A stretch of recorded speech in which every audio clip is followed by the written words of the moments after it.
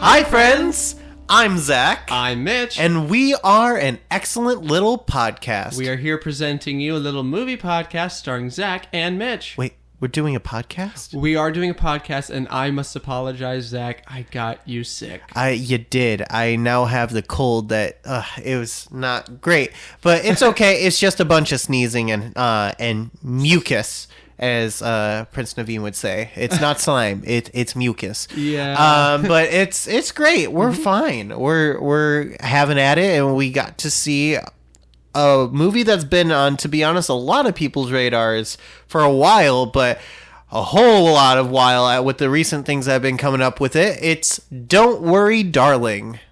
Don't worry, darling. Yeah, don't worry, darling. I'm going to get rid of this cold as soon as freaking possible. Yeah, we did see Don't Worry, Darling. Yeah. Directed by Olivia Wilde. Screenplay by Katie Silberman. Story by Carrie and Shane Van Dyke. Yeah, what did you think of the directing and screenplay, Mitch? This is quite a bit because Olivia Wilde has came quite a bit of claim to fame after one of her recent films, Booksmart, where she directed. Then she produced Little Women, which also got a lot of critical acclaim. So this is her second big theatrical AAA movie. What did you think of Olivia Wilde's direction? And then what did you think of Katie Silberman, who also worked on Booksmart with her? What did you think about her screenplay as well? So I have not seen Booksmart.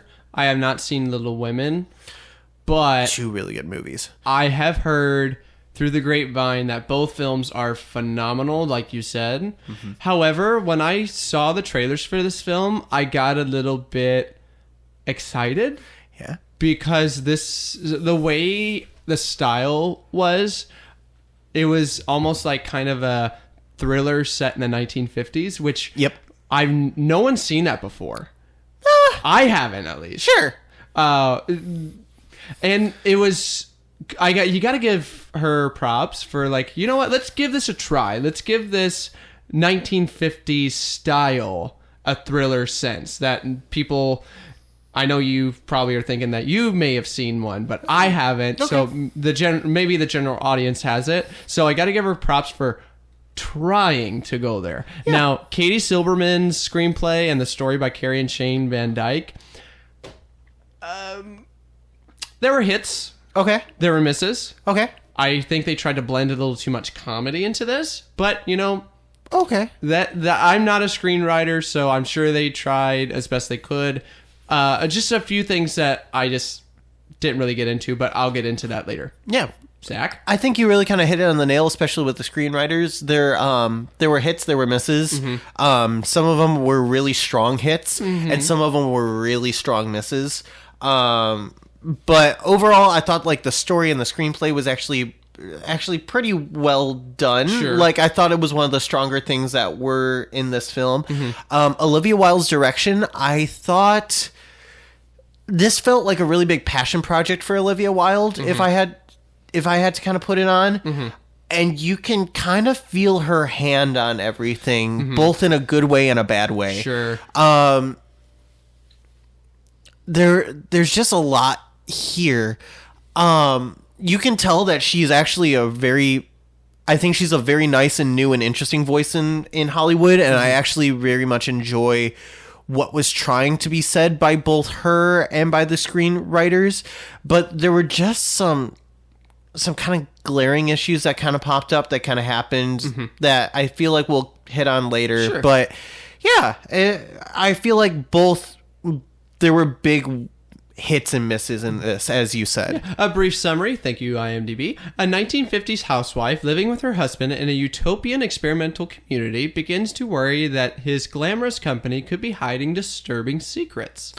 Yeah, it's like you said, suspense thriller. Like, it's right up there. So for those who are new to our platform, we kind of do reviews a little differently here. So we kind of split them up into three sections. We have our non-spoiler section where we talk about our first thoughts and character or cast performances and a couple non-spoilery things. Then we move on to our review. That way, for our friends that don't want to be spoiled, can hear what we thought about the film non-spoilery, and then get into a review, see what we thought about it, and then kind of leave. Because then we get into our spoiler section after those two sections. So Zach will sound the alarm. we will sound the alarm, and we'll go ahead and move into the spoiler section, but not yet, because we have to get into our non-spoiler section, started by Mitch. What are your first thoughts on Don't Worry, Darling? Well, see, here's the thing.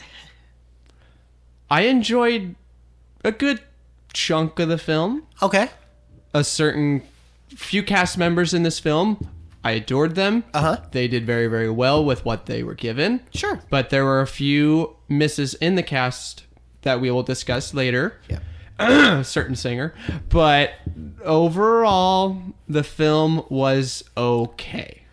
Sure. Now, if you want to hear my full review, please wait till the end of the podcast.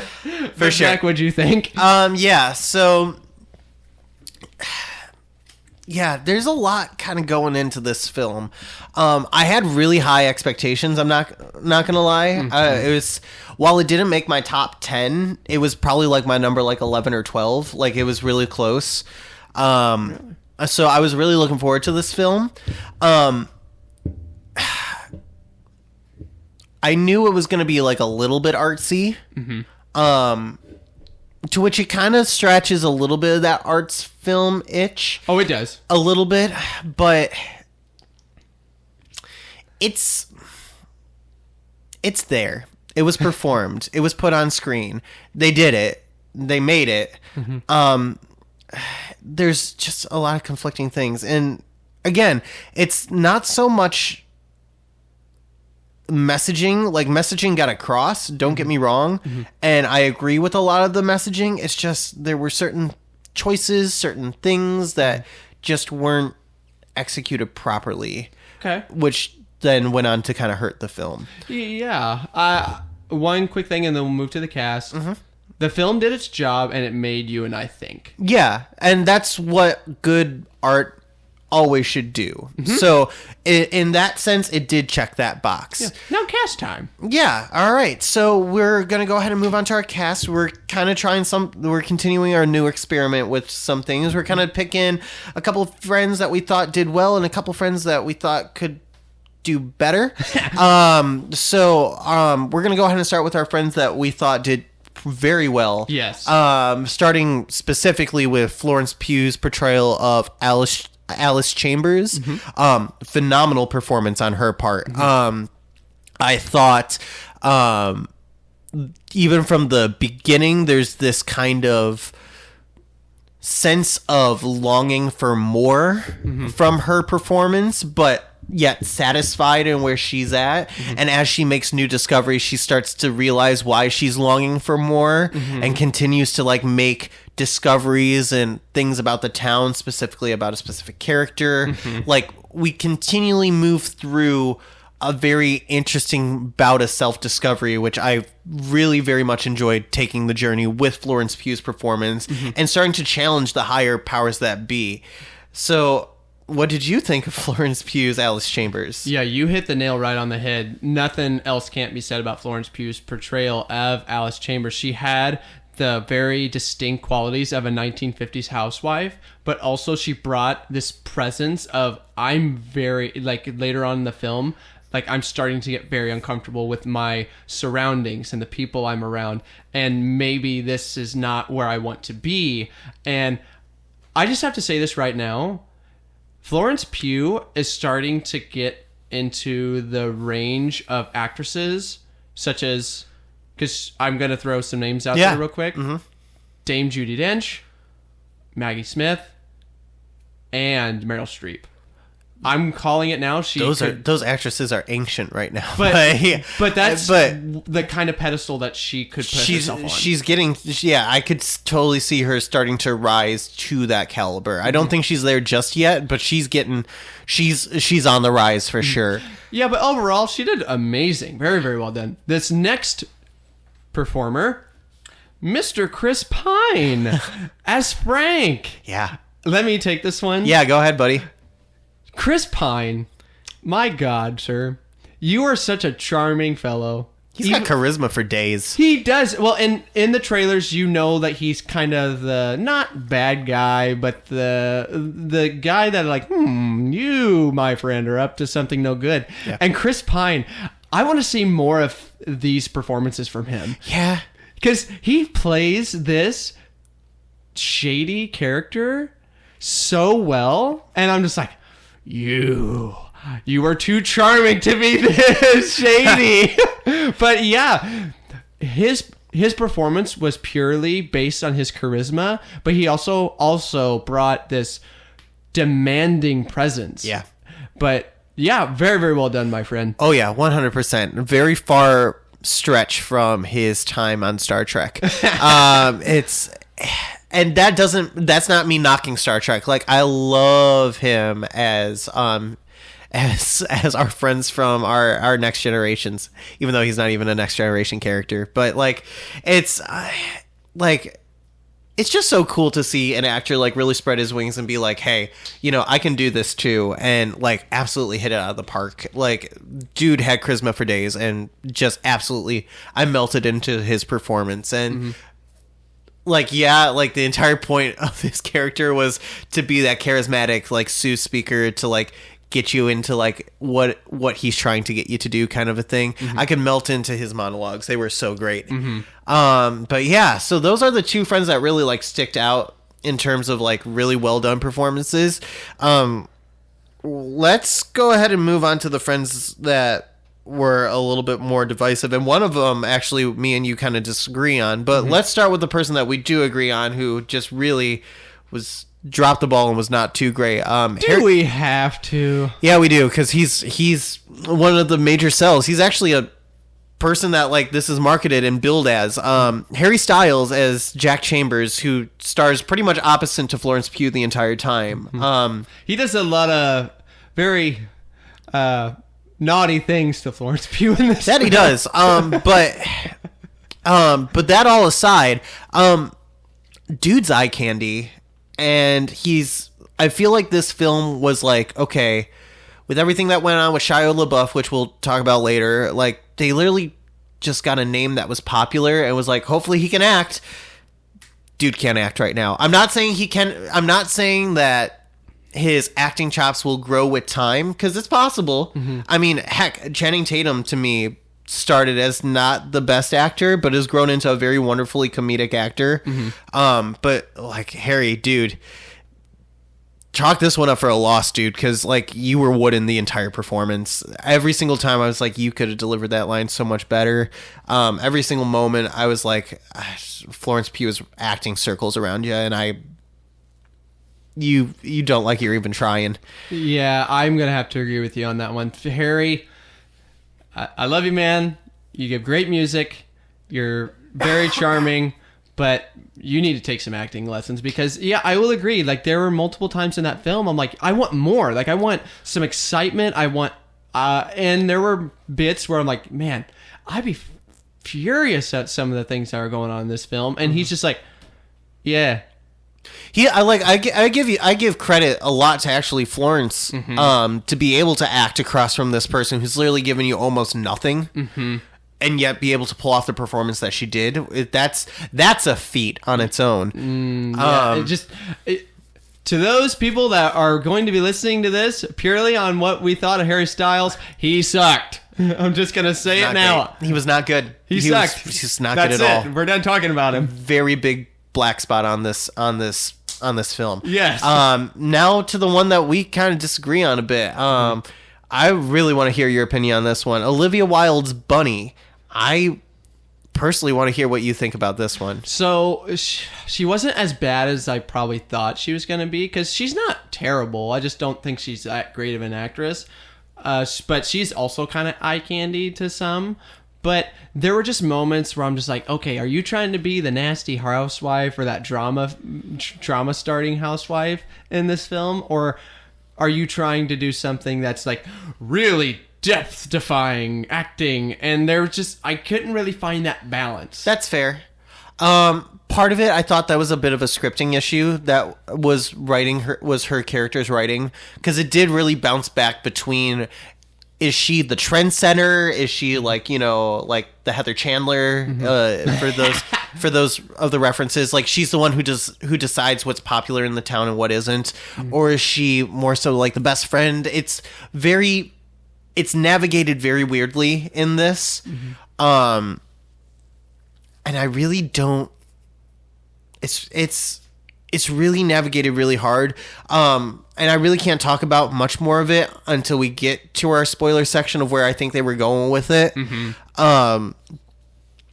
But I felt her performance there, her actual performance, when you get down to it, I thought it was actually pretty good. Not great, not decent, not bad, and it's a level above decent. Like, I feel like it's, like, in terms of like our rating system, like a little bit spoilers of our rating system, it's a lower Eat It Up. Like, it's not Cook a Little More, it's on the lower end of Eat It Up, if you understand what I mean. I get you, but again, I would disagree, and I'd put it in the middle of needs to cook a little more, but that's that. That's fine. That's the cast. That's the cast. So we'll go ahead and move on to a few other little non-spoilery things. One thing that it was kind of a question here was, is this kind of a horror movie? Is it a suspense thriller?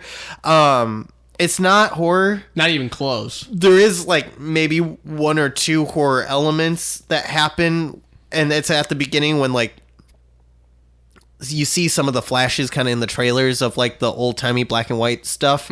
It's kind of there in there, and like the first time it happens, but then like it kind of goes away, and it kind of, there really isn't. It's more like psychological horror if you're ish. But it's more suspense thriller of like, oh my god, like how is this happening kind of a thing of horror. If I would put this in a category, it would be suspense, not a horror. Oh yeah, it's definitely a suspense thriller.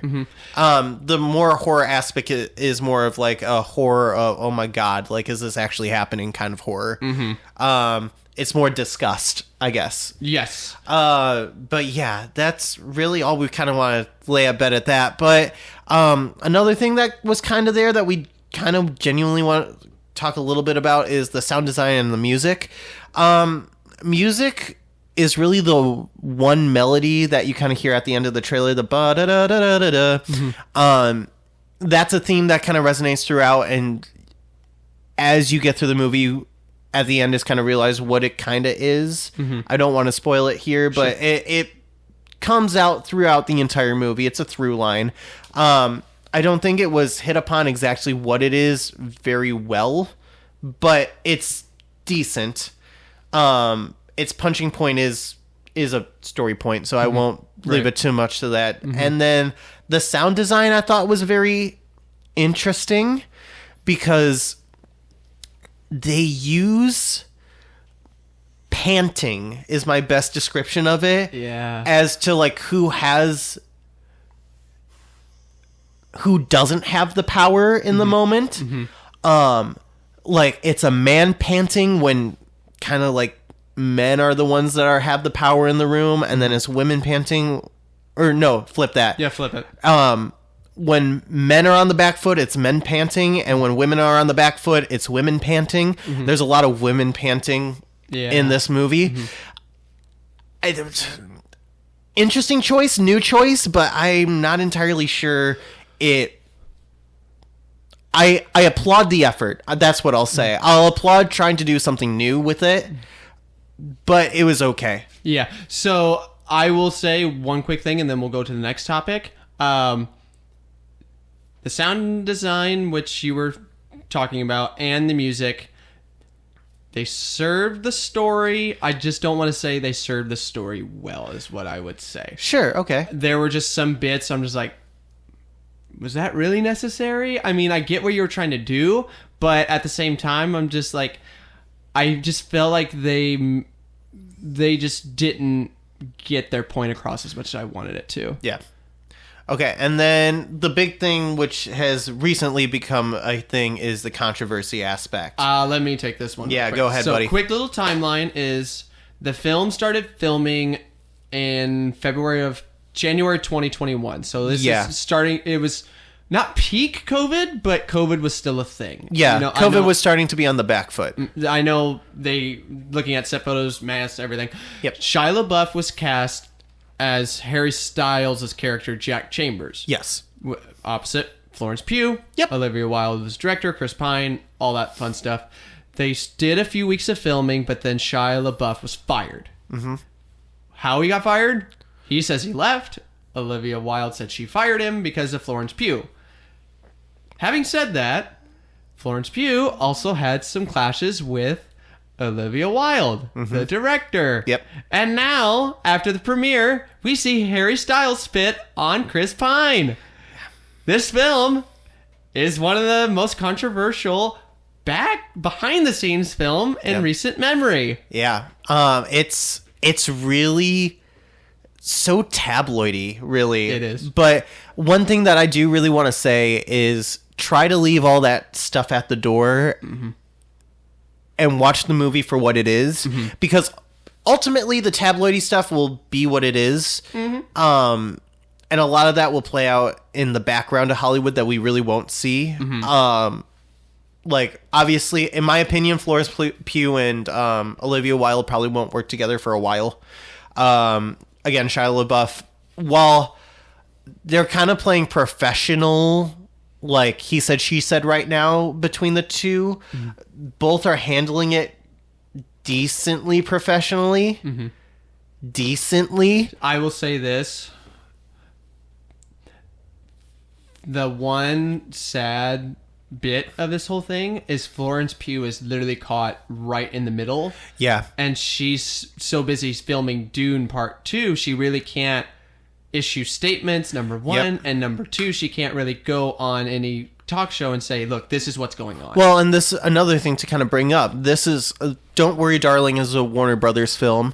Dune is a Warner Brothers film. So she's really kind of caught in the middle in terms. So I'm happy that her performance shines out of this and she's doing her best. And she's really kind of trying to kind of stay low on this. So good for her. And yeah, this controversy stuff, honestly, it's terrible. I think everyone will kind of get their dues behind the scenes, like how I said. There's really nothing really more that we really can say about it. No, but I will agree with you too, Zach. Leave the stuff at the door and just have an open mind about the film, and hopefully you will enjoy it, because it's review time. It is review time. All right, Mitch. I kind of described how we split up the episode. Do you mind go ahead and talk about how we review films? Because we do it a little differently here. Well, of course I can, as long as you give your review first. Yes, I can go ahead and do that. So the way that we split up the review, we have 3 categories. Technically, we have 5, but we don't talk about 1 and 5. So we have Feed to the Dog Jazz, who is resting, being a good dog, meaning we did not enjoy the film at all. Still form your own opinion. Please go see it. But we didn't really like it. Yeah. Our next category is needs to cook a little bit more. Maybe a little change in director, a change in actor or two, a change in script, or a change in music, or a change in anything, or maybe just a nice little side of wine, or I don't know. That basically means it was okay. If not bad, not good. It's just one of those deals. The other one is we ate it up, meaning we enjoyed it. We definitely recommend it. You need to go see it in theaters. If you can't, save to rent it or buy on DVD immediately. Or if it goes onto a streaming site, please watch it as soon as you can. Yeah. So my I guess not first thoughts. We've kind of done a lot of thoughts since then. My review, I believe there are a lot of great things and a couple of things that really kind of help and hurt this movie. So ultimately, I feel this is a very stereotypical needs to cook a little more. when it comes to acting choices. There were a couple of director choices that I felt were really strong and also really hurt this movie. Again, another couple of screenplay things that were really strong in the screenplay and some things that really kind of hurt it. And then some other things that I can't really talk about for spoiler reasons that also helped and hurt. And those things that hurt it so much that it did hurt the movie itself. So again, I feel like it just needed a little bit more seasoning and a couple of things to actually push it up. So yeah, cook a little more for me. So leaving the theater, I told you I needed to sleep on it. Yep. But as soon as I got home, I nailed my decision. I also am going to say the movie needs to cook a little more purely, if this film did not have Florence Pugh and Chris Pine and their performances, that movie is in the category of garbage disposal. Oh, so not even feeding it to the dog, just absolute garbage disposal. If it wasn't for Florence Pugh and Chris Pine and the setting of the film, I don't know if I would go that far, but yeah, it would definitely. There's a lot that would go there, but I see what you're saying though. But thank you, Florence Pugh and Chris Pine, for at least making this film decent enough for people to watch. Yeah. No, but for those that are all set, there's our review and there's our non-spoiler section. So if you want to go ahead and head on out, thank you so much for listening for us. Go ahead and email us at elpodcastmz@gmail.com. We'd love to hear your feedback. A lot of great things. Thank you so much for listening. But for those that want to stay with us a little bit long, Spoiler alert, spoiler alert, spoiler alert. He did it this time. I love it, darling. Good job. Whoa, this is not that kind of partnership. No, don't worry, my friend. We got this. But don't worry, darlings. We're getting into the spoiler section here. Yeah, so, we got a lot to talk about. Mainly, to be honest, the big thing to kind of talk about with this film is the symbolism. This movie is chock full of it. And ultimately, every single spoiler kind of goes back to the symbolism of this movie, which, to be honest, is an answer to the Make America Great Again movement that we see. Now, I don't want to paint Make America Great Again as conservatism. Conservatives can be conservative without being MAGA. But this film is a challenge to the MAGA identity. I also will throw this out there. If I go a little too quickly, Zach, please let me know. No, you're good. Don't worry. I also feel like the symbol of this film is, history isn't kind to men who play God. Yeah. No, and that's I think a very big kind of theme of it. Yeah. As well as the whole idea of the glass ceiling and the household wife of the 1950s and early 60s. That's what it's really playing into. So it's a very, very interesting thing. And to be honest, one thing we were kind of talking about a little bit at the beginning before we started recording, to me, it was very obvious that this was set in the modern day, but them going back to these morals. But for you said it was a little less on the nose about that. But then again, if I'm 100% honest, I did miss the first 5 minutes of this film, so I'm sorry I did not see Harry Styles kissing another man. But, I mean, hey, great representation there, I guess. But I guess, I didn't really see it, so I don't know. No, so I was running late because of the bank, so... Basically, the film started with this 1950s style party amongst the married couples in that community. I mean, immediately. Okay, gotcha. With the 50s style music, the record player, the TV is there, and I'm just like, okay, so this is actually a 1950s style film. Now, can we start talking about it, Zach? Yeah, so we're going to kind of... This review is going to be a little bit disjointed for our spoiler section because it's... Again, all of it is feeding into the symbolism, but we kind of want to put the lighter things that we want to talk about at the front and the more meatier things at the back. So basically, what we witness is a virtual reality. Yes. So this 1950s thing is a virtual reality simulation, basically. Basically, sorry, Zach. The men are in charge of capturing their wives and putting them in this virtual reality where they go off to work while the wives stay at home. Basically, it puts them in the idea of, let's go back to the way things were back in the 50s, where we went off to work while the women stayed at home and cooked, cleaned every single day. Yep. And it's artificial in every sense of the word. Mm-hmm. It's an artificial calmness. It's an artificial way of life. Mm-hmm. It's an unsustainable way of life. Mm-hmm. We as a society were so much like that, and we tried to play it up, and I really hate to say it, man really had a stronghold on gender roles, and the patriarchy really was very strong at that time. And one thing I will point out, there's a character, Margaret. She's the catalyst. She starts to realize that the virtual reality is what it is. It's not real. And the one thing it kind of points out, Margaret is African American. Mm-hmm. So the 1950s was a time of the civil rights movement. Yep. Well, and it goes to show as well about how, in terms of it talks about race. It's a race. It's a race topic.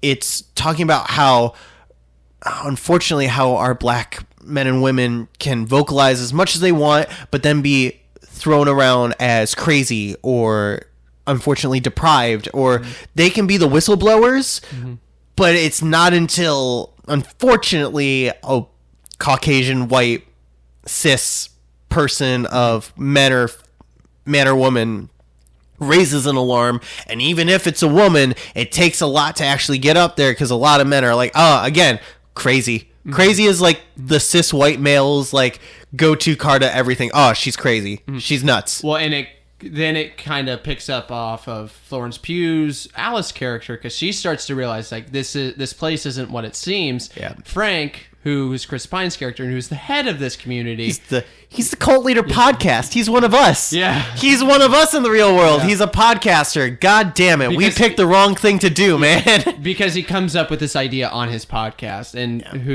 Harry Styles listens to it. But she starts to realize like this isn't where it, and she starts to spill to the other neighbors, and she's labeled as sick and insane. And she goes through a Clockwork Orange and really a, what is it? Singing in the rain. One Flew Over the Cuckoo's Nest, too, with the shock therapy, too. Yep. Which, I'm going to say this right now, it gave me literal, like, queasiness. Yeah. Like, it's not... To be honest, the first shot that really gave me queasiness was... seeing the virtual reality for the first time of how like it was done by having like, because Florence Pugh's character is like strapped in like a mental patient with an IV, but the really like Clockwork Orange-esque having the eyes forced open with the scanners, that was creepy. That was chef's kiss on the suspense thriller kind of horror-y kind of thing. So that I give credit to that. That was like really amazing and a great reveal in terms of that. You knew that something was off, but like having it be that, I thought that was really great. Yeah, and then so she gets the therapy, she goes back, and everything's normal, but then she hears that song by her husband, Jack Chambers. Harry Styles. That's his favorite song, but it's not just like his favorite song, it's their song. It's the couple song. In the real world. And that triggers her. The reason why she's been humming it the entire time is that it's her trigger to remember, oh, wait, everything ain't sunshine and rainbows in this relationship. Like how they're fighting. Yeah, you find out like in the real world, like she's a nurse. She's the one that's really providing for the two of them. She's been working crazy hours, and for some reason Jack thinks that he's the savior in this, and finding this of like, you don't have a huge job that you're really mad about, and I'm doing a job, and like I'm slaving away. You should be happy, kind of a thing. And it's but she loved her job. She loved her freedom too. It was her freedom of choice. She liked her job. She liked the work she was doing. It was physically hard on her and emotionally hard on her, but she still enjoyed it, and she enjoyed the choice of it. Then we have 3 back-to-back things that happen. Yeah. Alice kills Jack with a glass because he tries to crush her. He's trying to crush her and keep her down. That was after she finally found out that everything he's saying is a lie. He kidnapped her. It's literally a shattering of the glass ceiling. Literally. And it was kind of satisfying.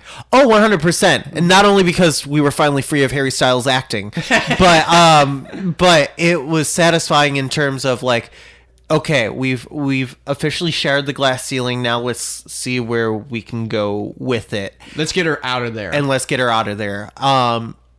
And here comes as Bunny. it were, every single man after as it was every single man after the glass ceiling has been shattered feels fucking blue-balled and heartbroken, and starts coming after the women. But Bunny, in the reaction of it, Bunny comes in and is the one that discovers it first. And it's revealed that Bunny knows that this is a virtual reality, and she actually made the decision with her husband to go into it because evidently her children died in the real world, but she can have her children in this virtual reality. So it's kind of a commentary not only on grief, of like how like people will go to what's easiest for grief, which is again kind of having your children sort of back. But what it really comes into is the complacency, I feel, of like MAGA women, of like, yes, I'm going into it because this is easier, and this time frame, yes, I lose a couple of freedoms, but I'm willingly doing it so that we as a society can be one again, kind of a thing. And we just don't break the status quo. That's what Bunny's character is. And that's why I feel like Olivia Wilde actually did it really, really well, is she kind of had...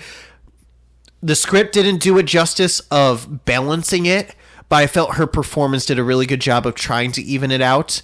But it really... I feel like that's the message that was trying to be conveyed, and it kind of was up there and kind of like shifted. It was on uneasy ground. Okay. If you kind of get what I mean. Yeah, and I respected Alice a lot as a character for allowing Bunny to make that choice and not like forcing her, no, you need to come with me, get you out of here. She respected her choice. And I give a lot of credit to Florence Pugh and the Alice Chamber character for allowing her to make that choice. And then right after that, Frank gets killed by his wife. Yeah, again, glass shattering moment. That was another like really good, like, ooh, yeah, good comeuppance kind of a thing. However, I have to say, in terms of like understanding of the character, this wasn't an issue of the performer's performance. This was a script issue. You really delve into how much the wife kind of believed in Frank's like mantra and everything. They didn't really do a good job of alluding to that she really wanted to end that. So when it happened, I was like, oh yeah. And then the more I thought about it and sat with it, I was like, where the fuck did that kind of come from? Yeah, I didn't see it coming, but I felt it in the moment. I'm like, she's gonna kill him, because I feel like there were bits in the film where she was like, I'm just tired of this crap. I want a career. I want to do I something. really didn't see that in there. I felt it. I felt like the entire time she was just like, no, we got to go to Frank's vision. No, this is what we're doing. This is what we're kind of going for. So her turn seemed more abrupt to me. So maybe I just wasn't looking as hard on that one. But it happened. It did happen. But I love the moment after she stabbed him and was like, it's my turn now. Almost like basically the women Taking down the patriarchy. well, not just that, like literally giving the finger to the patriarchy Yeah. and saying, fuck you, it's our turn. Mm-hmm. But then right at the end, as the film ends, It goes dark. and Alice is trying to get out of the virtual reality. And She then does get her hands on it, and it does kind of go black out as if she did. But it goes black. The friends in red catch her. Mm-hmm. And it's just black for a moment. And all of a sudden you hear... mm-hmm. So, Mitch, what did you kind of get out of that?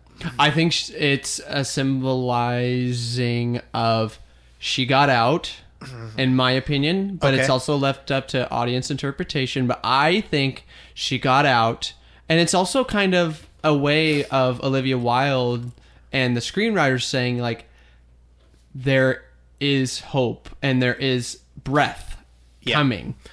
You kind of hit it pretty well, and I agree. I think it was a waking up from the virtual reality. Mm-hmm. However, there's a really good point that I think leaves really good to interpretation.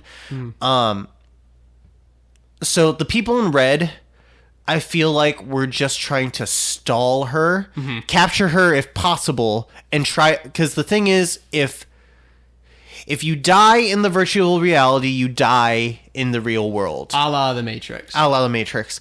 But also, if you die in the real world, you die in the virtual reality. Mm-hmm. So after she kills Jack, Bunny makes a very big thing to Alice that they're not going to go... They are going to go after you here, but you're not the goal here. The goal is to get you in the real world. Mm-hmm. They're coming for your actual body, which they really didn't hit on at all, which I thought was interesting. But I feel like that's where the kind of twist comes in of, is she kind of going at the end? Because it very well could be like she wakes up, but it's really them just kind of like, oh, well, too bad. You're actually going to wake up in the virtual reality because we got to your body first before... Right. Yeah, you got away from us in the virtual reality, but you didn't get away from us in real life, kind of a thing. No. So it's a good interpretation, but I felt it was really strong, heavy-handed of she got out of the virtual reality kind. Yeah. One last thing, and spoilers. The setting of this film was, like Zach said, it is set in the present day.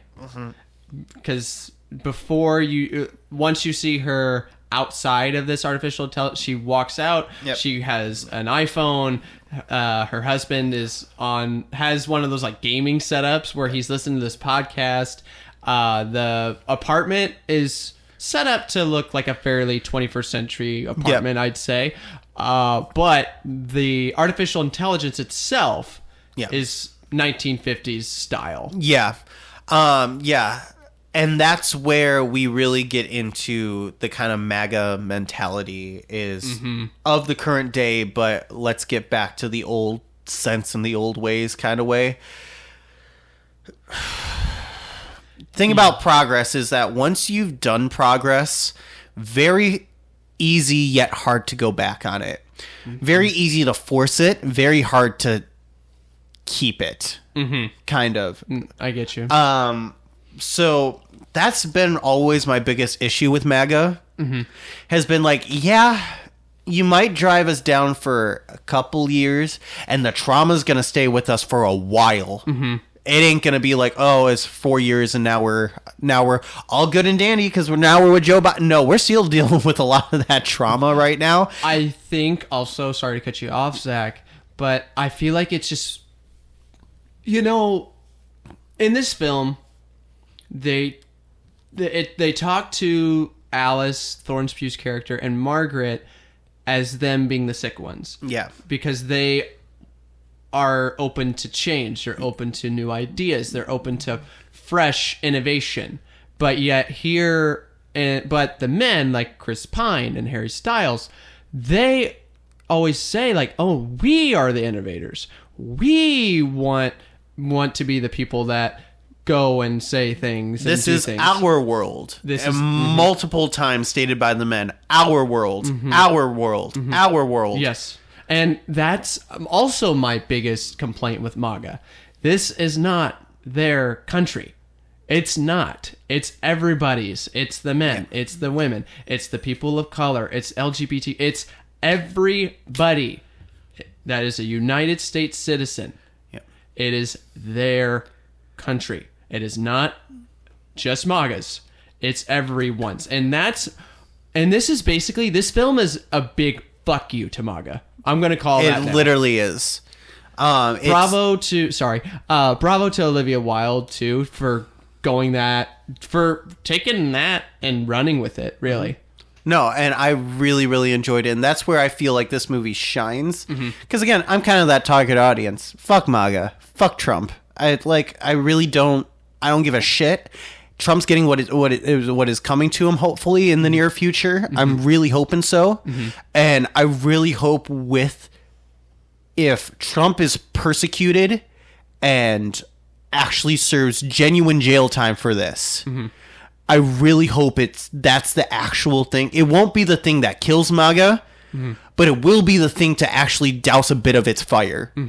Yeah, and it's high time the fire got doused. But that's the end of our spoiler section. That's the end of our spoiler section and pretty much the end of our podcast. Yeah. So if you like our reviews and you want to continue hearing more of what we have to say and more reviews, so go ahead and give us a like or subscribe and keep on following us. And if you have any comments, concerns, questions, or suggestions, please go ahead and email us once again at elpodcastmz@gmail.com. And we'd love to hear from you because we really do appreciate you guys. We've really started to see an uptick in some of our listenership. So we're really excited to kind of work with you and see where we're going. We hopefully will be on a cruise in the next couple weeks, but we'll see because it seems like our schedules are starting to kind of hurt on us the more we kind of get closer to it, but we're going to really try. We really can't wait. We hope to be on that cruise and to review it for you guys, and we really hope that we can continue moving on with a whole bunch of different things. Yeah, we got some good streaming films coming up that we're going to watch. Maybe, I don't know, it's